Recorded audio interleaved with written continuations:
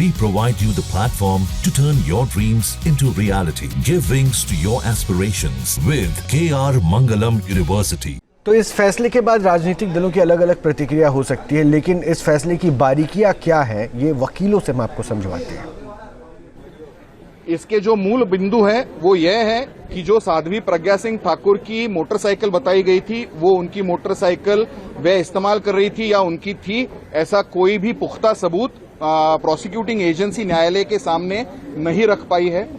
दूसरी बात, जो इंश्योर्ड सर्टिफिकेट्स बनाए गए थे वो फर्जी बनाए गए थे और वो फर्जी सर्टिफिकेट्स किसने और क्यों बनाए, इसके ऊपर मामले की जांच करने के लिए डीजी एटीएस को माननीय न्यायालय ने आदेशित किया है। कोर्ट ने सीधा कहा है कि जो मोबाइल या गाड़ी है जिनकी मालिकाना जिसकी मालिक है, ऐसा कोई भी प्रूफ प्रोसिक्यूशन ने नहीं लगा पाया कि किन से रिलेटेड था। सर एनआईए इसमें फेल हुआ है। यस, एनआईए फेल हुआ है बोलने से ज्यादा एटीएस ने इसका इन्वेस्टिगेशन किया था। एनआईए ने तो बाद में इन्वेस्टिगेशन हाथ में लिया था।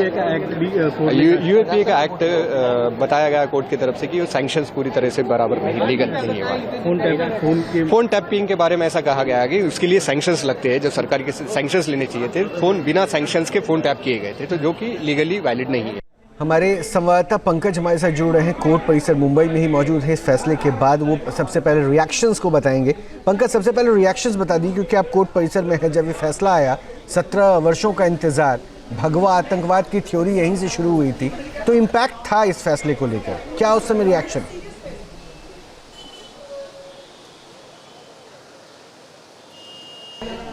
बिल्कुल, देखिए जिस तरफ से सवेरे से ही एक पूरा माहौल जो है कोर्ट के बाहर दिखाई दे रहा था। बड़ी संख्या में यहाँ पुलिस बंदोबस्त जो है लगाई गई थी। तमाम आरोपी जो है वो एक के बाद यहाँ पर पहुँचे हुए थे। आपको बता दें कि जो आरोपी यहाँ पर पहुँचे हुए थे उन्होंने भगवा वस्त्र धारण करके यहाँ पर वो पहुँचे थे। इसके अलावा तमाम वकील जो हैं वो अंदर पहुँचे और जैसे ही जज साहब जो है अपनी कुर्सी पर वो विराजमान होते हैं, उसके बाद उन्होंने ऑर्डर पढ़ना शुरू कर दिया। उसके बाद उन्होंने एक एक चीज़ों जो भी बड़े सबूत पेश किए गए थे उन सबूतों को डिस्क्राइब करते हुए बताया कि कैसे ये सबूत जो है वो काफ़ी नहीं है जो आरोपी हैं उन्हें दोषी ठहराने के लिए। सबसे इम्पोर्टेंट इस पूरे मामले में जो निकल कर आया वो उस बाइक के बारे में जज साहब ने टिप्पणी की कि जो बाइक वहां से बरामद हुआ, कहा जा रहा है कि उस बाइक में आरडीएक्स लगा हुआ था, लेकिन इसके कोई प्रमाण जो है वो जांच एजेंसी नहीं दे पाए कि बाइक में ही आरडीएक्स लगा था। यानी कोर्ट ने ये माना कि ये जो धमाका हुआ वो फैटल था। ज़्यादा से ज़्यादा लोग इसके चपेट में आए, ये कोशिश थी, लेकिन वो जो धमाका कराया गया था वो उस बाइक में रखकर कराया गया था।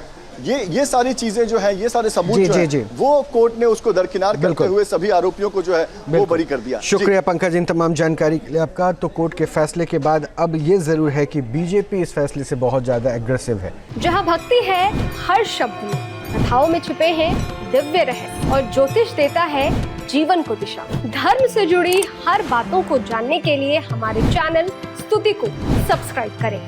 चैनल पर जाने के लिए इस लिंक पर क्लिक करें।